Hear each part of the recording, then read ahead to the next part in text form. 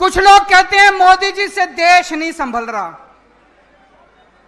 कुछ लोग कहते हैं मोदी जी को देश चलाना नहीं आता। मेरा कहना है दोस्तों, ना तो उन्होंने देश चलाना, ना उनका कोई इंटरेस्ट देश चलाने में, ना उनको सरकार चलानी। उनको देश से कोई लेना देना नहीं है। देश जाए भाड़ में उनकी बला से। उनको केवल एक ही चीज है, सत्ता की हवस है, केवल और केवल सत्ता चाहिए। सुबह से उठ के शाम तक मोटा भाई और मोदी जी केवल बैठ के ये देखते हैं कि सत्ता कैसे लेनी है। सत्ता के लिए तरह तरह के षड्यंत्र रचते हैं, तरह तरह के षड्यंत्र करते हैं। इनको चाहे एसआईआर करनी पड़े, चाहे वोटर लिस्ट से नाम काटने पड़े, चाहे वोटर लिस्ट में नाम जोड़ने पड़े, चाहे पैसे बांटने पड़े, चाहे साड़ियां बांटनी पड़े, चाहे लोगों को मरवाना पड़े, जो मर्जी करना पड़े, इनकी बला से देश भाड़ में जाए। इनको केवल सत्ता चाहिए। मोदी जी, आप सत्ता के लिए काम करो, केजरीवाल देश के लिए काम करेगा।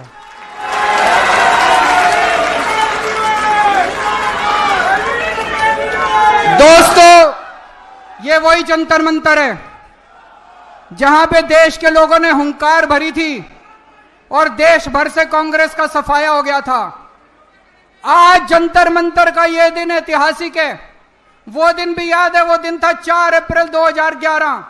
आज की तारीख नोट कर लेना।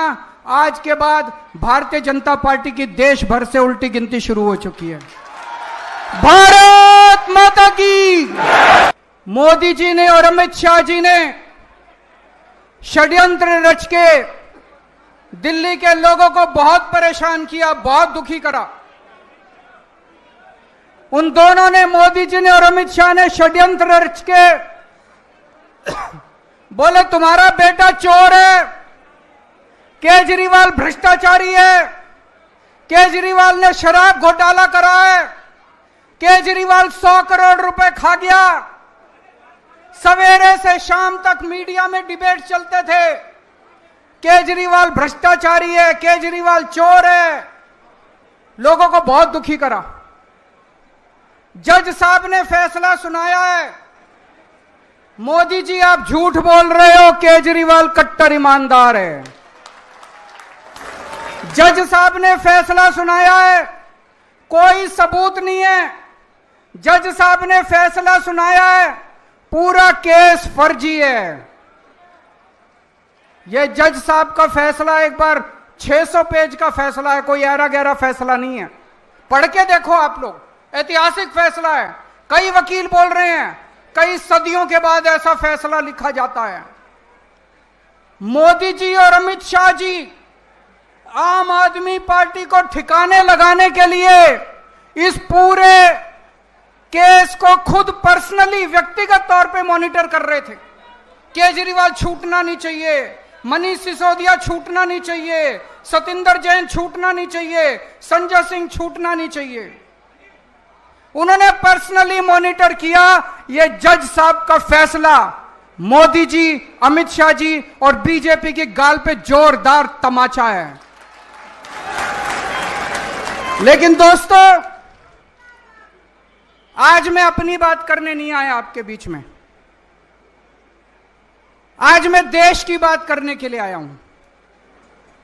मैं अपने देश से बहुत प्यार करता हूं। I love my India. मैं भारत से बहुत प्यार करता हूं, बहुत ज्यादा। दोस्तों, मेरे को याद है जब मैं आईआईटी में पढ़ता था, आईआईटी में मेरे बहुत अच्छे नंबर आए। पढ़ने में अच्छा होता था मैं, मेरे बहुत अच्छे नंबर आए। मैं चाहता तो अमेरिका जा सकता था पढ़ाई के लिए, मैं चाहता तो नौकरी करने अमेरिका जा सकता था। मेरे बहुत सारे साथी अमेरिका चले गए। लेकिन उस टाइम मेरे मन में ख्याल आया कि देश का बहुत बुरा हाल है। अगर हम सारे पढ़े लिखे लोग पढ़ पढ़ के, आईआईटी से पढ़ पढ़ के, बड़े बड़े इंस्टीट्यूशन से पढ़ पढ़ के अगर अमेरिका चले जाएंगे तो अपने देश को कौन संभालेगा? अपने देश को कौन ठीक करेगा? मैं अमेरिका नहीं गया। मेरे अच्छे नंबर थे, मैं अमेरिका की बेस्ट यूनिवर्सिटी में जा सकता था, मैं अमेरिका नहीं गया। मैं भारत में रहा। जब मैं इनकम टैक्स डिपार्टमेंट में गया, मेरे को याद है सबसे पहला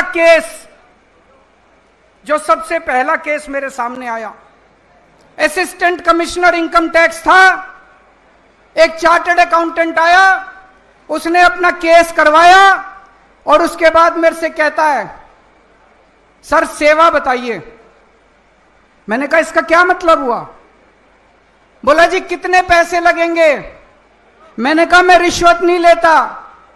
बोला जी देखो मैं तो ले आया आपके नाम के पैसे, आप नहीं लोगे तो मैं ही रख लूंगा। दोस्तों धीरे धीरे धीरे धीरे पूरे डिपार्टमेंट में फैल गया कि केजरीवाल कट्टर ईमानदार है, एक नया पैसा नहीं लेता इनकम टैक्स डिपार्टमेंट। पूरे डिपार्टमेंट के लोग, इनकम टैक्स डिपार्टमेंट के लोग, चार्टर्ड अकाउंटेंट मेरे ईमानदारी की कस्में खाया करते थे। फिर किस्मत ने मेरे को दिल्ली का चीफ मिनिस्टर बना दिया। 10 साल मुख्यमंत्री रहा मैं। 10 साल के अंदर प्रधानमंत्री मोदी जी ने, जो मेरे से नफरत करते हैं, पता नहीं क्यों नफरत करते हैं, मैंने तो उनका कुछ नहीं बिगाड़ा।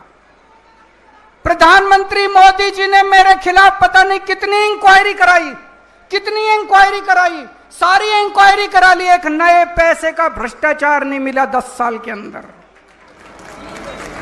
आज मैं चैलेंज करता हूं, 10 साल मुख्यमंत्री था, कितनी फाइलों पे साइन करे थे? कोई एक ठेकेदार, कोई एक दिल्ली सरकार का वेंडर खड़ा होके कह दे केजरीवाल ने पैसे मांगे थे। दोस्तों मैं राजनीति छोड़ दूंगा, ईमानदारी कमाई है, देश से प्यार करता हूं। I love my India, I love my country, मैं भारत से प्यार करता हूं। तो जब कोई देश से गद्दारी करता है, जब कोई देश का अपमान करता है, तो खून खौल उठता है। दोस्तों 2014 में लोगों ने कांग्रेस के भ्रष्टाचार से तंग आके, याद करो कांग्रेस के कभी 2G, कभी कोयला घोटाला, कभी ये घोटाला, कॉमनवेल्थ घोटाला, लोग परेशान हो गए थे कांग्रेस से। कांग्रेस के भ्रष्टाचार से तंग आके 2014 में लोगों ने बड़ी उम्मीदों के साथ मोदी जी को पूर्ण बहुमत की सरकार बनाई थी। 30 साल के बाद पूर्ण बहुमत की सरकार बनाई थी। बड़ी उम्मीद थी लोगों को कि अब देश बदलेगा, मोदी जी कुछ करेंगे। मैं आपसे पूछना चाहता हूं, 12 साल हो गए मोदी जी को, कुछ मिला आपको? जिंदगी सुधरी आप लोगों की? क्या मिला आप लोगों को? ना अच्छी सड़कें हैं, ना पीने का पानी है, ना सीवर है, ना 24 घंटे बिजली है, हवा में पोल्यूशन है। इन 12 साल में इन लोगों ने बेड़ा गर्क कर दिया देश का। आज एयरलाइन सेक्टर बर्बाद है, आज रेलवे बर्बाद है, आज बैंक बर्बाद है, आज शिक्षा व्यवस्था बर्बाद है, आज अस्पताल बर्बाद है, आज हर सेक्टर बर्बाद है, गांव बर्बाद है, सब कुछ बर्बाद है। हवा में सांस लेने लायक नहीं बचे। 12 साल में इन लोगों ने देश को बर्बाद कर दिया। दोस्तों एक बच्चा आया मेरे पास, बोला जी पिछले 12 साल में मोदी जी जो हर रोज परीक्षा पे चर्चा करते हैं, 12 साल से मैंने उनकी सारी परीक्षा पे चर्चा सुनी है। तो देखिए गाइस, केजरीवाल जी ने कैसे अच्छे से कायदे से मोदी जी को धोया है और धो के मारा है, क्योंकि मोदी जी के ऊपर बहुत केजरीवाल के ऊपर मोदी जी ने जेल भिजवा दिया था, क्योंकि छूट ना पाए। और जब उनका कोई सबूत नहीं मिला तो छूटेंगे तो ही, तो मोदी जी को दो मारा।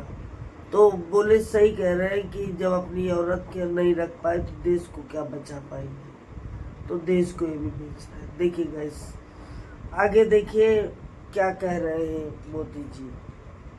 बाय।